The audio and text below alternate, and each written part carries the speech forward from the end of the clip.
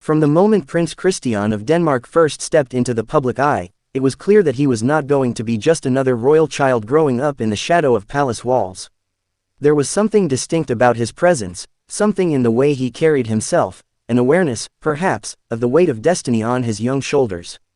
Over the years, quiet but determined hands have been guiding him towards a role far greater than simply being the eldest son of King Frederik X and Queen Mary. And now, as the whispers of the Danish court grow louder, a more complete picture begins to emerge, a picture of a carefully orchestrated plan, a mission undertaken by the king and queen themselves, to shape Christian into not only a future monarch but also a modern symbol of unity, relevance, and resilience for Denmark in the decades to come.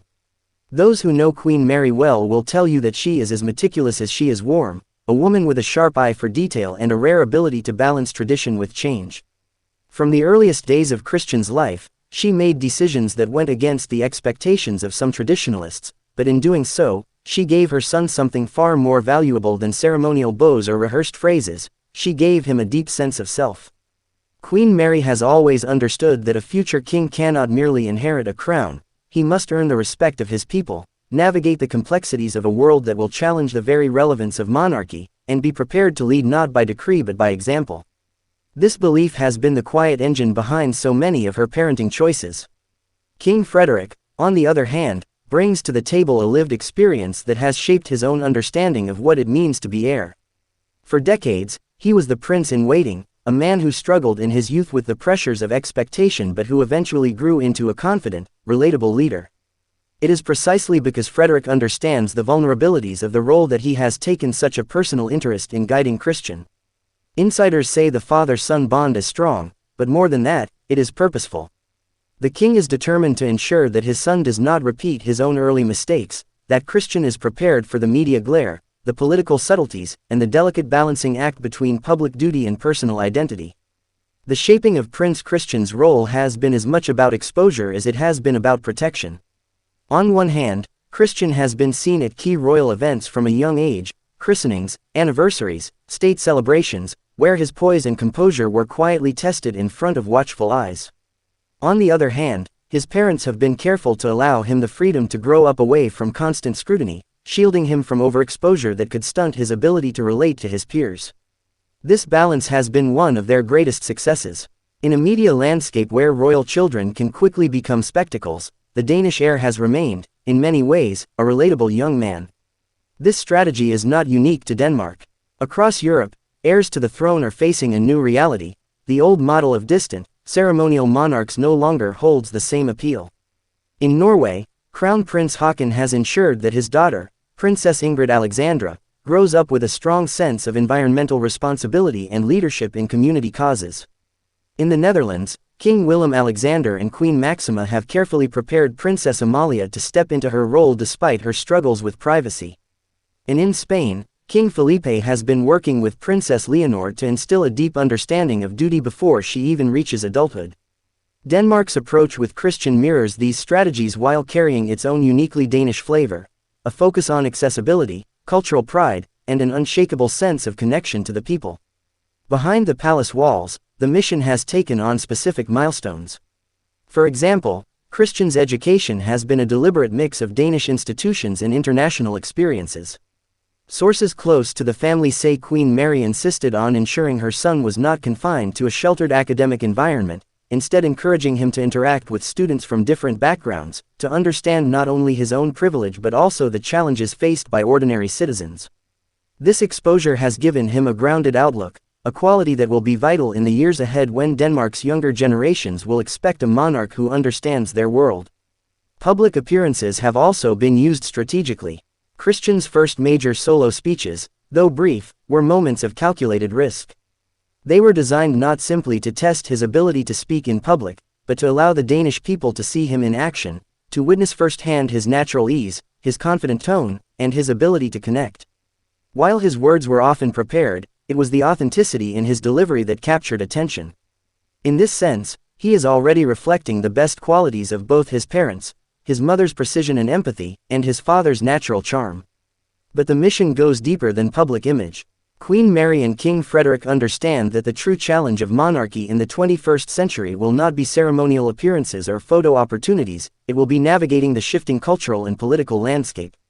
The world is becoming more skeptical of inherited privilege, and monarchies everywhere are under pressure to justify their place in modern society.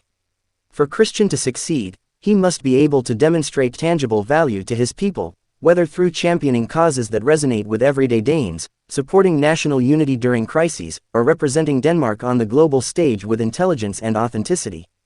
To that end, Queen Mary has reportedly involved Christian in private briefings on national issues from a surprisingly young age. While these are not formal political meetings, they are opportunities for him to listen, to ask questions, and to learn from experts.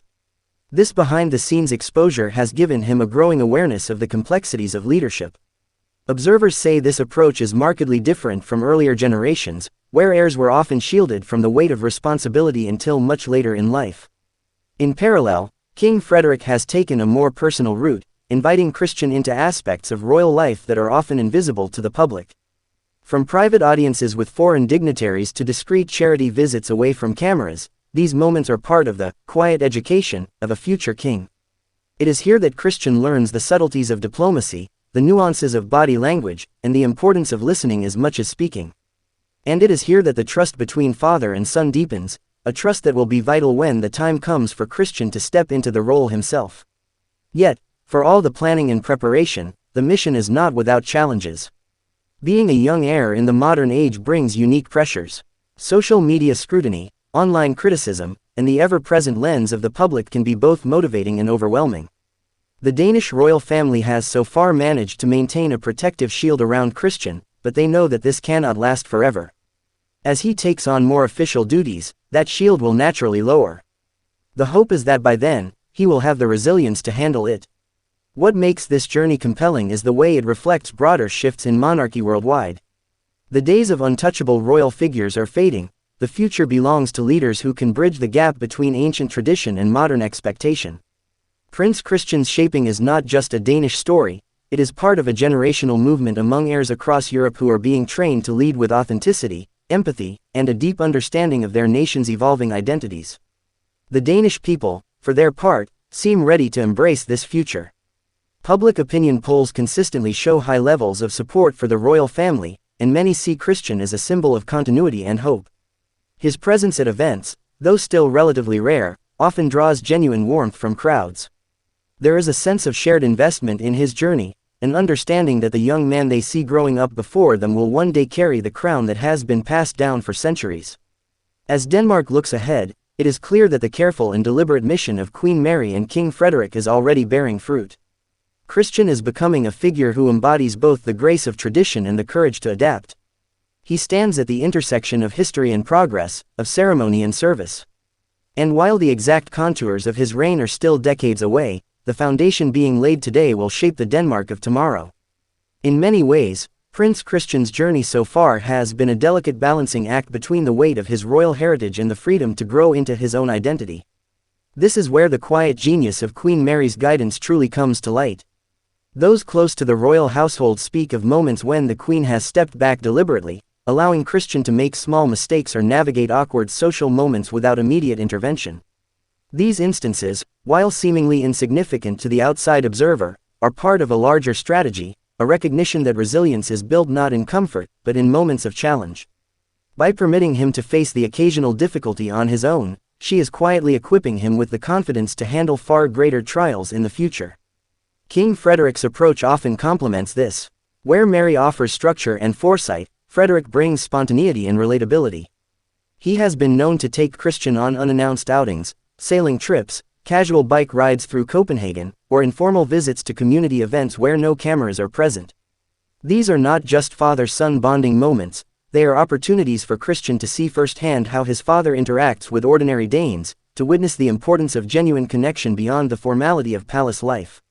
It is a form of training that goes unrecorded in official diaries, but which leaves a lasting mark on the young heir. Observers have also noted the subtle yet significant way Christian is being introduced to international roles. On state visits, even when he is not officially part of the delegation, he sometimes accompanies his parents in less visible capacities, meeting foreign dignitaries in private settings or participating in cultural exchanges. These moments are carefully chosen to broaden his worldview while also reinforcing the understanding that his role will one day extend far beyond Denmark's borders. Just as Queen Margrethe II forged relationships with leaders across Europe during her reign, Christian is quietly building the foundation for future diplomacy. Comparisons to other heirs are inevitable, and while each royal family's approach is tailored to its own culture, the similarities are telling. Like Princess Leonor of Spain, who has undergone military training to symbolize her readiness for leadership, or Princess Amalia of the Netherlands, who is being exposed to national institutions to deepen her understanding of governance, Christian's preparation is both symbolic and practical. It reflects a growing recognition among European monarchies that future rulers must be more than figureheads, they must be capable, informed, and adaptable leaders. The beauty of Denmark's approach lies in its understated nature. There are no grand declarations about Christian's readiness, no dramatic unveiling of his role. Instead, there is a steady, quiet shaping of character, carried out with patience and foresight. And as each year passes, the young prince edges closer to the day when his preparation will be put to the ultimate test, a day when the lessons from his parents, the experiences carefully arranged, and the values instilled from childhood will merge into the leadership style that will define his reign. The world will be watching, but more importantly, so will the people of Denmark, ready to see if their trust in the future king has been well placed. The question that remains is one that will linger in the minds of many. When the time comes for Prince Christian to take his place as king, will he not only uphold the crown but redefine what it means to wear it? Don't forget to subscribe, like, share, and comment to join the conversation about Europe's next generation of royals.